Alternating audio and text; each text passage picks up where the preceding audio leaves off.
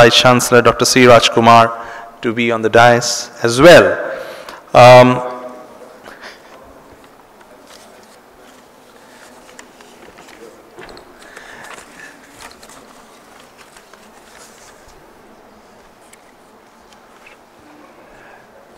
So I would request you, Professor Kumar, if you may please introduce our speaker. Thank you. All right. Well, we are coming to the end of this today's proceedings. I'll keep it very short. Archie Pannal is former managing director of Goldman Sachs. He started his tax career in 1974 at the U.S. Department of Justice in his tax division as a trial attorney. He then joined the staff of the Ways and Means Committee of the U.S. House of Representatives. He left the U.S. government to join Exxon Corporation's tax department, and in 1994 was sent to Hong Kong to head its Asia Pacific tax department. Exxon thereafter sent him to Brussels to its European tax department. Archie returned to Hong Kong in 1990 and joined Coudat Brothers, and later joined Goldman Sachs in Hong Kong and Tokyo, where he headed its tax function in Asia. He left Goldman Sachs in 2017 and ran for the U.S. Congress in the 5th District of Southern Carolina as a Democrat. While in Hong Kong, Archie was active in various tax committees and was chair of the American Chamber's Tax Committee in 1992, 93, and 98, and chair of the Capital Markets Tax Committee of Asia in 94, 95, and 97. He participated in the Joint License Tax Committee for several years in the 1990s and also as on the Board of Review for 10 years. He was a member of the Business and Investment Advisory Committee to the OECD from 2010 to 2016 and Vice Chair of BIAC's Tax Committee to the OECD from 2013 to 2016. I also will say that Archie has a very distinguished career, spanning across different organizations, but also a deep and abiding interest in academia. He will be spending his day tomorrow at our campus. He'll be delivering one of our 10th anniversary public lectures, and also hopefully we will involve him in teaching at our law school in the near future. With those words, I would like to invite Mr. Archie Pannal to deliver the valedictory address.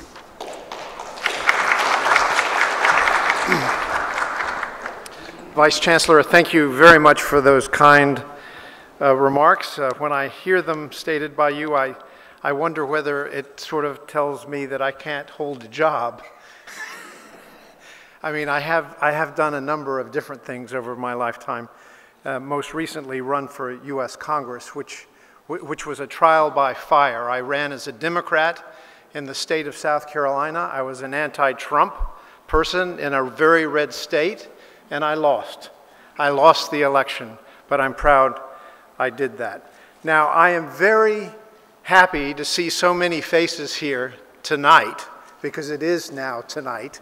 And this is, I am not an IP lawyer. I'm a tax lawyer, as the Vice Chancellor has said.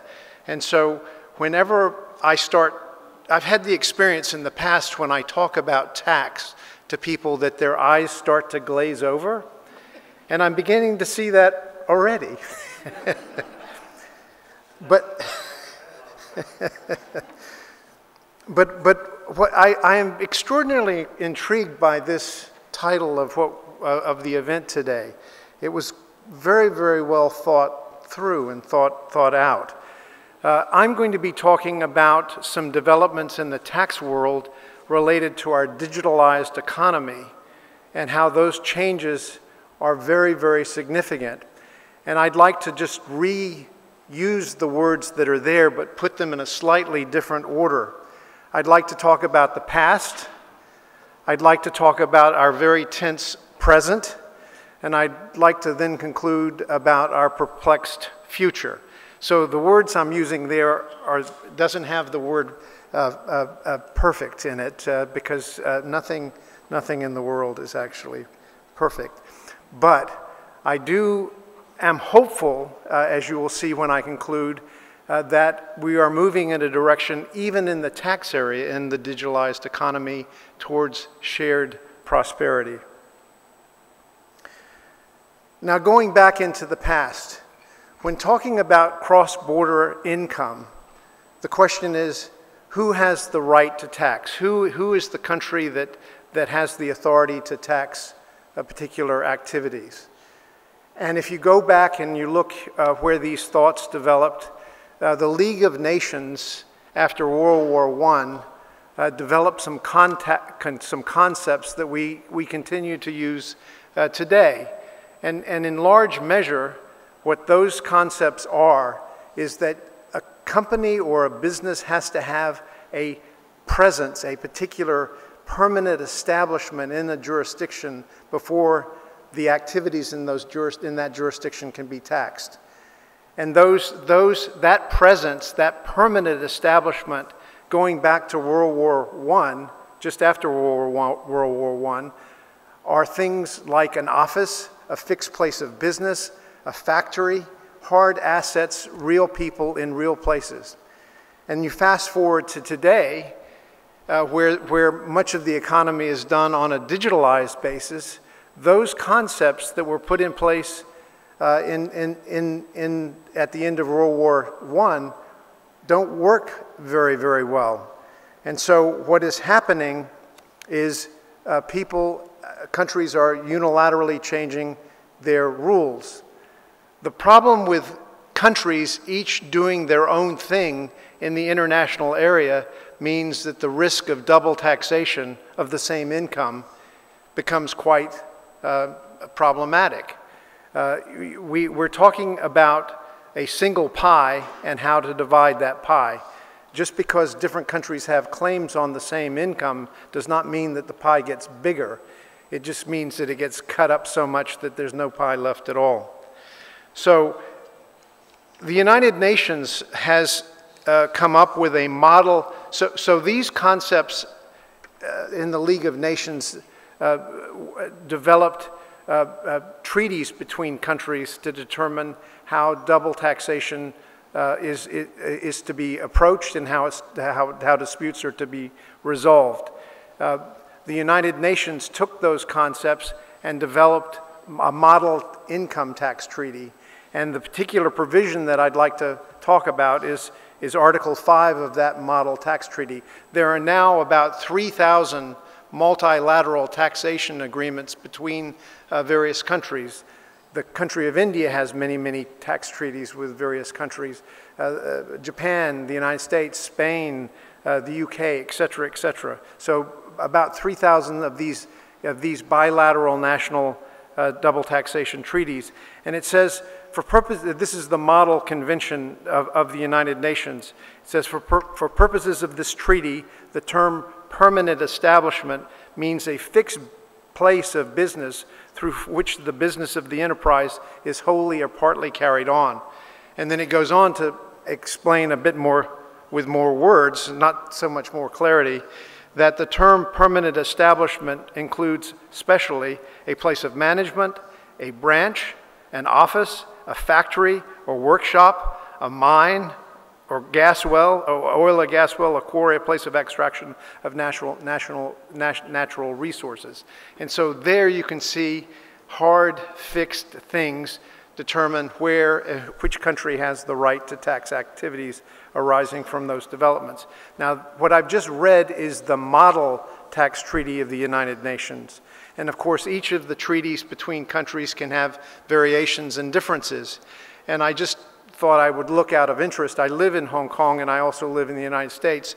I came here yesterday from Hong Kong, and so I wanted to see the tax treaty between Hong Kong and India, because I knew that it would be a very recent one, because Hong Kong being part of China, it's one country, two systems for another 50 years. And so into 2047, there are two separate tax systems that are involved, and Hong Kong has the authority to negotiate tax treaties with other jurisdictions, even though it is part of China. And so there is a tax treaty between India and Hong Kong, and it is one of the more modern treaties. It was concluded in 2018, in March, just a little over a year ago. And it has the exact same language that I've just read. And you would have thought that, given the fact that we're talking about a modern treaty in modern times where we talk about the Internet of Things and we know about the World Wide Web and we know about Google and Facebook and all of that, that this treaty might be a little different. But it's not. In fact, if you read the words, they're exactly the same with one exception. It adds one other element, one other description of what is a permanent establishment. So it goes on to talk about a factory, a workshop, an office, and so forth.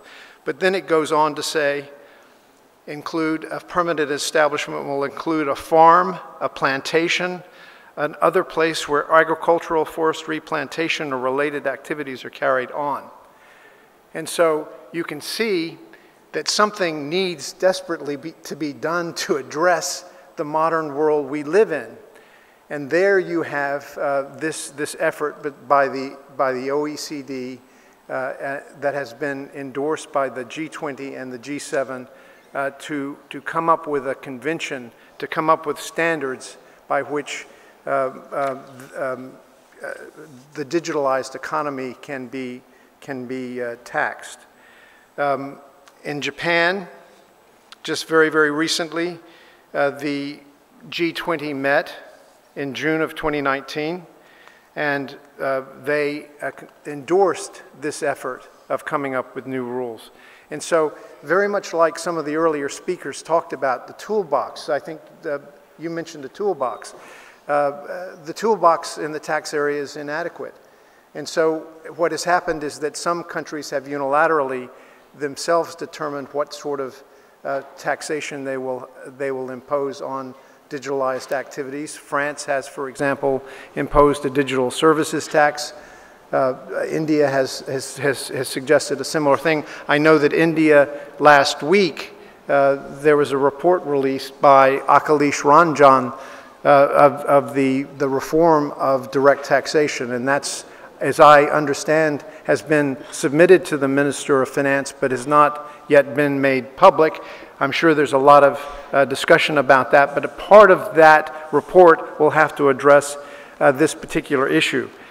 But the G20, of which India plays a very prominent role, has directed the Organization of Economic Cooperation and Development to come up with a consensus by 2020 on these issues. And I'll read part of the statement of the Japanese meeting in June 2019. Because of your political will and your leadership, this was a direct statement to Japan, countries are working together and have agreed on a program of work to deliver by the end of 2020 a solution to these challenges. The aim is to overcome the obstacles that jurisdictions face in trying to tax the profits that multinational companies earn from users and consumers located in jurisdictions, particularly where those companies are not physically present in those markets. They have agreed to work out mechanisms so that companies would see their profits taxed at some minimum levels. In January of 2019, there were 129 members within this group of countries that are now trying to develop these standards. It's called the Inclusive Framework.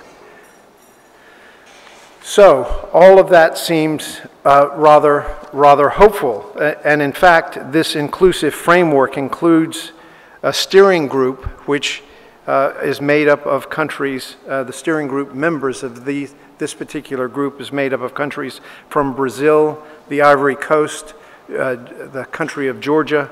I always have to pause when I say Georgia because I'm from South Carolina and the next state is Georgia. So I know that's not a country, but in any event, Georgia, Jamaica, Senegal, South Africa, and India. So the reason I'm mentioning that, India is on the steering group of this inclusive framework to develop these standards. So you'd think that everything would be going fine, that the G20 has endorsed a program that would devise a consensus on how to divide income in the digitalized economy. And during this last G7 meeting that was held in France just over the weekend, the President of the United States, Trump, got into an argument with the French President Macron about the French digital service tax. And there was a statement that a conclusion, a compromise had been reached at the G7, the president coming up with a compromise. And so what that arrangement, as has been reported, is that France and the United States have sort of on a handshake, you know, have agreed that in the event that the OECD consensus that's going to be developed by 2020 would result in less tax than the current French digital services tax imposes, then France will refund that difference to companies like Google and other countries that would be charged the digital services tax. And you can see what is happening here is you've got countries like the United States that are saying that this technology is ours. We have the right to the income from this technology from wherever it's derived. You know, the United States imposes tax on a global basis. Even when I lived in Hong Kong as a US citizen, I paid tax on my worldwide income to the United States, even though I was working and primarily lived in Hong Kong.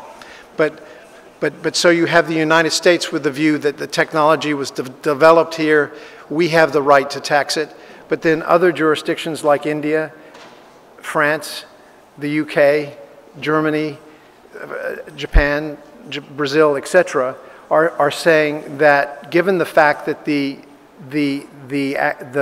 money that's made from these technologies are giving benefit, are being derived in large part by users in our countries, we should have the right to tax that as well. And so, you know, the future, I mean, I said that, you know, we had a tense present and we have a very perplexing future. I think the future in this particular area could be no agreement could be reached, and then that would mean that there would be more unilateral actions by a number of countries, and that would result in double taxation of the same income, and that would slow down trade to the detriment of the world economy. There could be an agreement. Let's hope that there will be an agreement worked through. Let's hope that there will be a revision of what's happened when the League of Nations met back after World War I, and that the rules would be updated to take into account the digitalized economy so that our toolbox is indeed updated. And I just want to conclude by being hopeful because India is playing a prominent role in these discussions. I just saw, while I was sitting in the audience, a news feed that said something that that Modi had tamed Trump at the G7. I'm not quite sure what that's about, but let's hope that in the digital world we'll be able to come up with methods to allocate income to the jurisdictions that's not based on just a physical presence. Thank you very much.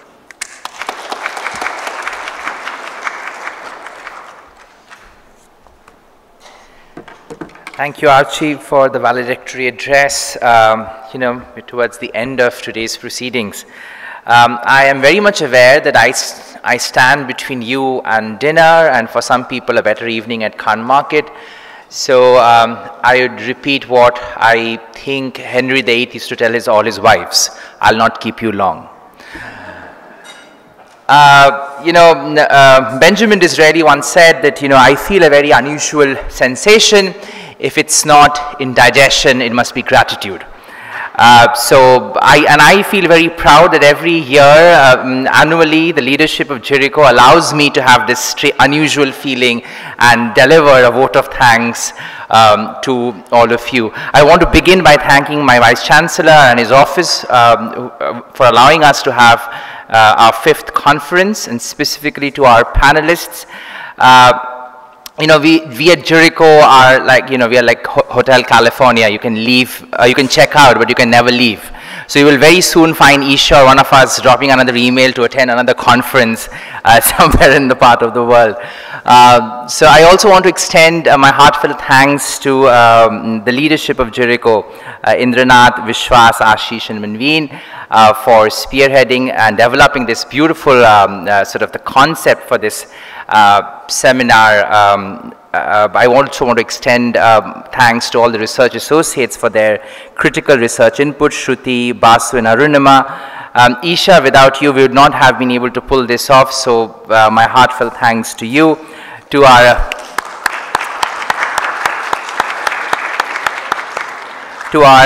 graphics team, Ranjan and Rajiv, who helped us put up these beautiful messages and advertise our program to the outside world.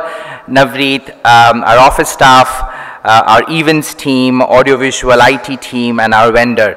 Nupur is still here. Again, Nupur, thank you so much for publishing our work and allowing us to take our work to the outside world. And at the end, thank you to all the students who are here. Without you, the entire purpose of JIRICO or JGU is futile. So thank you for traveling all the way from the campus and being with us. So can I ask our Vice Chancellor to sort of give a token of appreciation to Archie?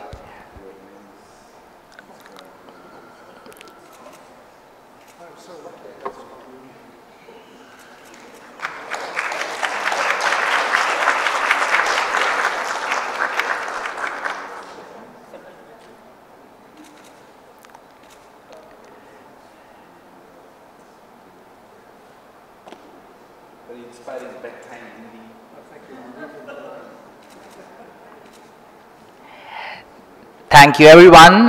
Dinner has been served.